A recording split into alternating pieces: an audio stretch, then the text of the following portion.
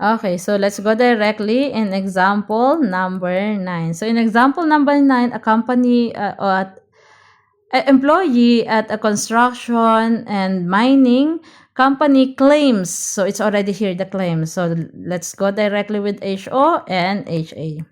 That the mean salary of the company mechanical engineer is less than. So again, where will you put the less than? Is it HO or HA? So of course, that is in HA, less than. Mean, and that is less than, which is 8,200. Okay? So this is your claim. Next, what will be in HO is just only an opposite. If that is less than, this will be greater than or equal to. And just copy the value. Okay? Next, this is number 1. Step 2 is your formula. Okay, so what's the formula? Let us identify first all the given. We have population mean of 88200. Then just continue reading. A random sample is always n, 20. And the company engineering mean, okay, has a mean salary of 85. So this mean salary is the sample mean is equals to 85900. Then another given here is standard deviation is equals to 9500. And it's always given, there's always a given of level of significance. So the level of significance is equals to 0.05. Now we can apply the formula. So z is equals to x minus mu over standard deviations over the square root of n.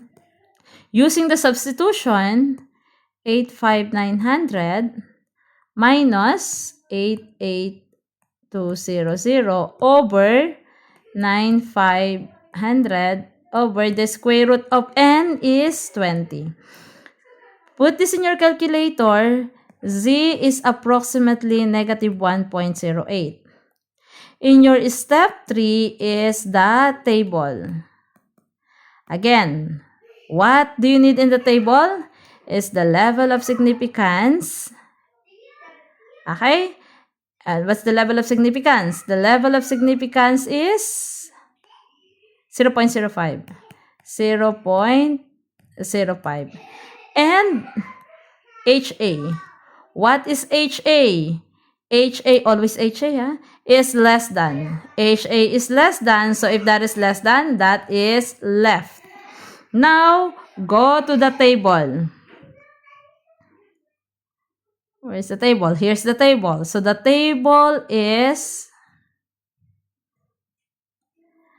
okay, HA is left and 0.05. 0.05 left. So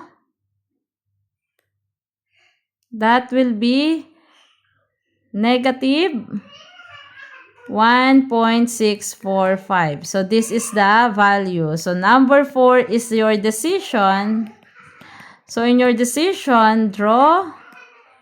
So to the left, which is negative 1.645, and then shade the rejection region to the left and go to your answer in Z.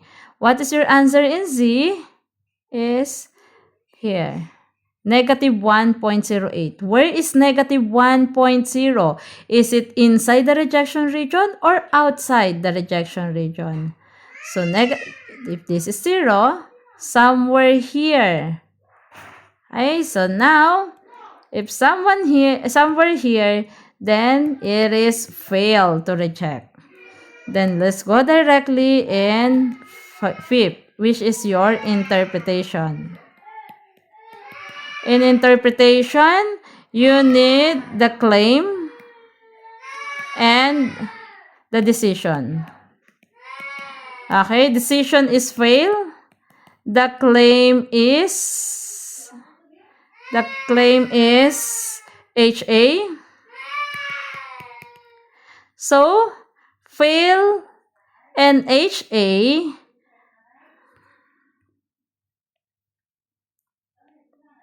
So go to the table again. Okay.